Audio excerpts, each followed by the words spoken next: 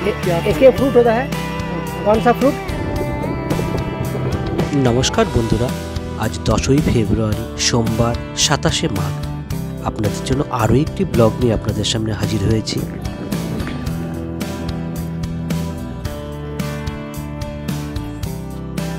যদিও ব্লগটা আমাদের পুরনো ব্লগেরই একটা অংশ, আমাদের মেঘালয় ভ্রমণে আজ চতুর্থ দিন।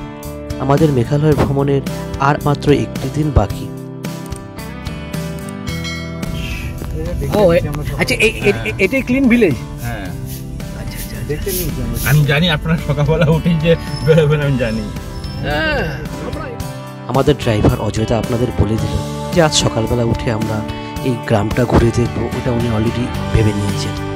যথারীতি মাউলিলং অর্থাৎ দেশের তথা এশিয়ার মধ্যে ক্লিনেস্ট ভিলেজ, তো সেই জায়গায় আমরা রাত্রি যাপন করছি আর ভোরবেলা উঠে জায়গাটা ঘুরে দেখবো না, তা তো হতে পারে না। তো যাকে আজকে কিন্তু আমরা মাউলিলংয়ের সমস্ত পর্ব চুকিয়ে দিয়ে আমরা এবার চললাম ওই সিঙ্গেল ডেকার অর্থাৎ লিভিং রুট ব্রিজের দিকে, কারণ আমাদের আজকে লিভিং রুট ব্রিজ কভার করে আমাদের শেষে গিয়ে পৌঁছাতে হবে ডাউকি। চলুন তাহলে ভিডিওটা আমাদের সাথে দেখতে থাকুন, আশা করি ভিডিওটা ভালো লাগবে। আর আপনারা যারা প্রথমবার ভিডিওটা দেখছেন অবশ্যই চ্যানেলটা সাবস্ক্রাইব করে রাখবেন, আর ভালো লাগলে একটা লাইক করে দেবেন।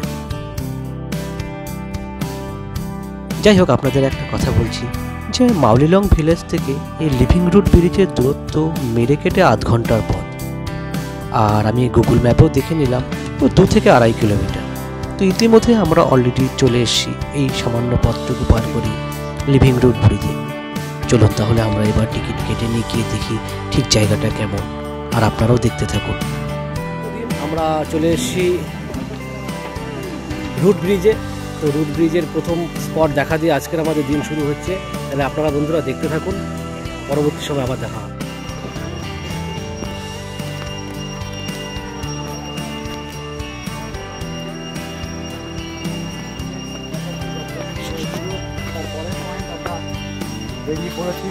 লিভিং রুট ব্রিজ দেখবার জন্য। আর হ্যাঁ বন্ধুরা, আর একটা কথা বলা হয়নি, এই লিভিং রুট ব্রিজে যাওয়ার জন্য প্রায় 2 থেকে 250 সিঁড়ি কভার করতে হয়, কিন্তু আমাদের ড্রাইভার দাদা গাড়ি নিয়ে একদম পুরো স্পটের সামনে চলে এসেছে, যার ফলে আমাদের হাতে কিন্তু অনেকটাই সময় বেঁচে গেছে। আর সেই সময়টাকে কাজে লাগিয়ে আমরা অনেক অল্প সময়ে সেই রুট ব্রিজের সামনে চলে এসেছি। एक फ्रूट होता है, कौन सा फ्रूट? ब्लैकबेरी। अच्छा, this is blackberry. Pineapple. Pineapple कितने का है? Pineapple how much?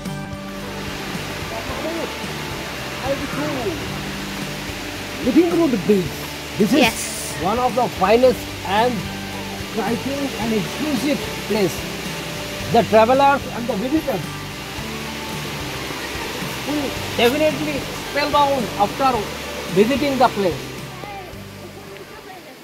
আমাদের মেঘালয় ভ্রমণে চতুর্থ দিনে এসে আমরা এক আশ্চর্যজনক জায়গায় চলে এসেছি। হ্যাঁ, এটা নিতান্তভাবে আশ্চর্যজনক জায়গা, কারণ একটা রাবার গাছ দিয়ে একটা জেনারেশনের পর জেনারেশন তারা কি করে নিখুঁতভাবে এত সুন্দরভাবে একটা ব্রিজের আকারে রূপ দিতে পারে, এটা নিজের চোখে না দেখলে কখনোই বিশ্বাস করা সম্ভব না। আমি এটা দেখে অবাক হয়ে যাচ্ছিলাম যে তাদের কতটা নিপুণতা রয়েছে এই কাজটা করার ক্ষেত্রে। আপনারা হয়তো গুগল ম্যাপ করে বা গুগল সার্চ করে অনেকেই দেখে নিয়েছেন যে এখানে ডাবল ডেকারও চালু হয়েছে। তো আমরা ডাবল ডেকারে যেতে পারিনি, কিন্তু তার যে এই শিল্পকর্মটা বা তার যে এই গঠন প্রক্রিয়াটা দেখে আমরা অবাক হয়ে যাচ্ছি।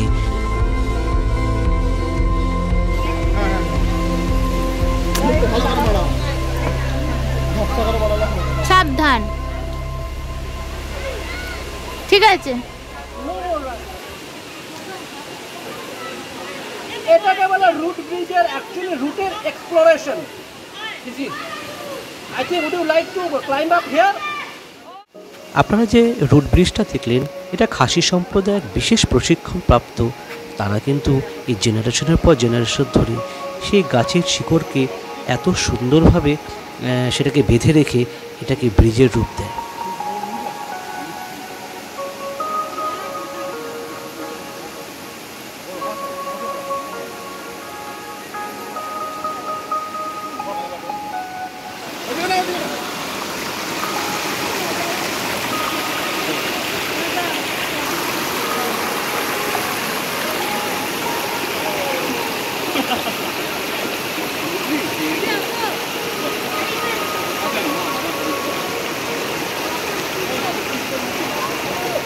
যেহেতু এখন সময়কালটা অক্টোবর মাস, তাই আপনারা ঝোড়ার জলটা দেখছেন খুবই শান্ত এবং খুবই অল্প পরিমাণ।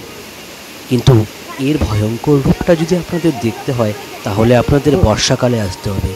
দেখবেন এই দোকুল ছাপিয়ে এত পরিমাণ জল এখান দিয়ে প্রবাহিত হয় যে এখানে আপনি তার আশেপাশে কিছুই দেখতে পাবেন না। আর মেঘালয় এই ডাইভার্সিটিটা আমার ভীষণ আকর্ষণ করে, যে এক এক সময় ঋতুর এক একটা রূপ আমরা দেখতে পাই। আর একটা কথা, এরকম যে গ্রিনারি স্পট বা গ্রিন স্পটগুলো কিন্তু সৌন্দর্যটা কিন্তু অবশ্যই বর্ষাকালে অনেকটাই বেড়ে যায়। জল ঢুকে গেল ফট করে পা দেওয়াতে। আমার মাঝে মাঝে মনে হয় এই মেঘের রাজ্য তথা মেঘালয়কে প্রকৃতি তার রূপ, সৌন্দর্য, তার বৈচিত্র্য দুহাত ভরে উজাড় করে দিয়েছে। আমার কেন যদি মনে হয় যে সত্যিকারে যদি মানসিক শান্তি এবং ট্র্যাঙ্কুয়ালিটি আপনারা যদি খুঁজে পেতে চান, আমার মনে হয় মেঘালয় একটা অত্যন্ত সুন্দর বিকল্প হতে পারে। আমার এই জায়গার চারপাশগুলো দেখতে দেখতে যেন দুনয়ন জুড়িয়ে যাচ্ছিল। মাঝে মাঝে মনে হয় এই শহুরে কোলাহল থেকে এই মেঘের রাজ্য মেঘালয় যেন আমি দিনের পর দিন থেকে যাই। মনের প্রশস্তি আর সবচেয়ে বড় কথা, প্রকৃতির কাছে থাকা মানে আপনার আধ্যাত্মিকতারও বিকাশ ঘটা। আপনি যতটাই প্রকৃতির সাথে নিবিষ্টভাবে থাকতে পারবেন ততটাই আপনি বোধহয় জীবনের আরও অনেক বেশি উপলব্ধি করতে পারবেন। যাকে চলুন, এখানে তো আমরা অনেকটাই সময় কাটিয়ে দিলাম। তো এখানে দেখলাম যে উপজাতি সাজ নিয়ে অনেক উপজাতি মেয়েরা এবং তারা এসেছে। তো চলুন তাদেরকেও যে একটা এখানে আমাদের লেন্সবন্দি করে নিই। গাছের ছায়ায় কিছুটা অন্ধকার হয়ে সেই জায়গাটা, আর যখন সূর্যের আলোটা এই সমস্ত উপজাতি সাজ নিয়ে সজ্জায় সজ্জিত হয়ে সে সূর্যের আলোটা পড়ছিল, এক অসম্ভব সুন্দর লাগছিল জায়গাটা। এই ফলকটার মধ্যে আপনারা এই লিভিং রুট ব্রিজ তৈরি করার যে অতীত ইতিহাস, তাদের ঘটনাক্রম, কাদের স্মৃতিতে তারা তৈরি করেছে এবং এগুলো বানানোর যারা জিনিয়াস ব্যক্তিত্ব, তাদের সমস্ত ডিটেলস দেওয়া আছে। আপনারা সময় করে একটু পড়ে নেবেন। আর তাহলে বন্ধুরা, আমাদের কিন্তু এই লিভিং রুট ব্রিজ দেখা এখানেই শেষ। চলুন এবার তাহলে আমরা আরও একটি নতুন গন্তব্যের উদ্দেশ্যে। এই আমাদের স্পট ঘোরা শেষ, এবার নেক্সট স্পট ডাউকি রিভার। চলো তাহলে। আর যাবার আগে চলুন এখানকার স্থানীয় দোকানগুলো একবার দেখে যাই। এখানে অনেক কিছু আছে জিনিসপত্র নেওয়ার মতো, কিন্তু দামটা একটু বেশি, তাই বোধহয় আমাদের একটু সাধ্যের বাইরে চলে যাচ্ছে। যাকে ছেড়ে দিন, চলুন আমরা তাহলে আমরা নতুন গন্তব্যের দিকে বেরিয়ে পড়ি। আর দেরি নয়, কারণ আজকের মধ্যে আমাদের ডাউকি পৌঁছাতে হবে এবং ডাউকি নৌকা বিহার করার পর আজকেই আমাদের শিলংয়ের দিকে রওনা দিতে হবে। তাহলে আর দেরি নয়, এই পাহাড়ে সবুজে ঘেরা আঁকাবাঁকা পথ ধরে আমরা এবার কিন্তু আমাদের পরবর্তী গন্তব্য ডাউকির দিকে এগিয়ে যেতে শুরু করি। আর যেতে যেতে আরও একটা স্পট পড়বে, চলুন আপনারা গেলেই বুঝতে পারবেন। লিভিং রুট ব্রিজ থেকে আমাদের পরবর্তী গন্তব্য ডাউকি, প্রায় 27 কিলোমিটার দূরত্ব। আর এখানে ম্যাপে দেখাচ্ছে প্রায় ঘন্টাখানেকের পথ। তো যেহেতু পাহাড়ি পথ, আঁকাবাঁকা পথ, আমরা একটু সময়টা বাড়িয়েই ধরে রাখলাম। আমি আশা করি যে ঘন্টা দেড়েকের মধ্যে তো সেখানে অবশ্যই পৌঁছে যাব। চলুন তাহলে আমরা সেই পাহাড়ি সবুজ পথ ধরে আঁকাবাঁকা পথে সুন্দর গতিতে এগিয়ে যেতে থাকি, আর দুধারের অপরূপ শোভা সেটাও দুনয়ন জুড়িয়ে উপভোগ করি।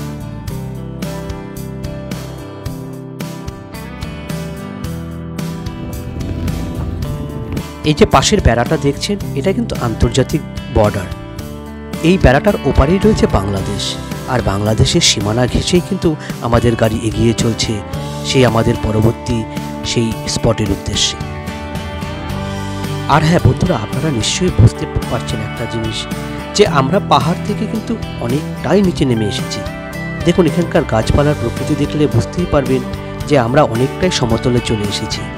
দুধারে অসংখ্য সুপারি গাছ, কাঁঠাল গাছ, নারকেল গাছ, পেয়ারা গাছ, আরও হরেক রকমের গাছ। এগুলো বেসিক্যালি কিন্তু সমতলের দিকেই দেখা যায়। এইটা বেশি বৃষ্টির সময়, এইটা বৃষ্টির সময় বীজের উপর জল আসে। হ্যাঁ হ্যাঁ, না না,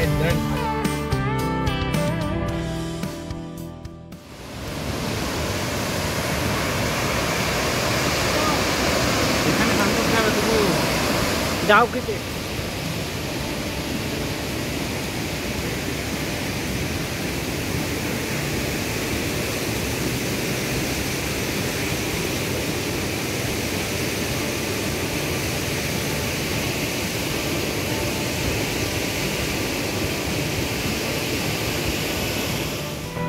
এই জায়গাটা না সত্যি অদ্ভুত।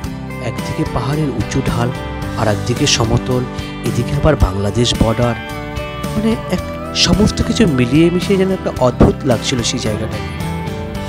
আর আমি প্রথমবার এসেছি, আর যারা ভিডিওটা প্রথমবার দেখছেন বা মনে করুন সেই জায়গায় কখনো যাননি, তাদের কাছে কিন্তু একটা বেশ আশ্চর্যজনক মনে হতে পারে। আমাদের গাড়ি থামিয়ে এই জায়গাগুলোকে আমি ভালো করে একবার দেখে নিতে চাচ্ছিলাম, যে আমরা একদম আন্তর্জাতিক সীমানার সাথে যেন মানে এক প্রান্তে রয়েছি। তাহলে বন্ধুরা, আজকের ভিডিওটা এখানেই রাখছি। খুব শীঘ্রই দেখা হবে আরও একটি নতুন কোনো দর্শনীয় স্থান নিয়ে, কোনো নতুন অভিজ্ঞতা নিয়ে, বা কত অফবিট জায়গার এক্সপ্লোরেশন নিয়ে। ততক্ষণ আপনারা আমাদের পাশে থাকুন। আর যারা চ্যানেলটা সাবস্ক্রাইব করেননি, চ্যানেলটা সাবস্ক্রাইব করে রাখুন, এর জন্য কোনো পয়সা লাগে না। আর ভিডিওটা যদি ভালো লাগে লাইক ও শেয়ার করে দেবেন। ধন্যবাদ।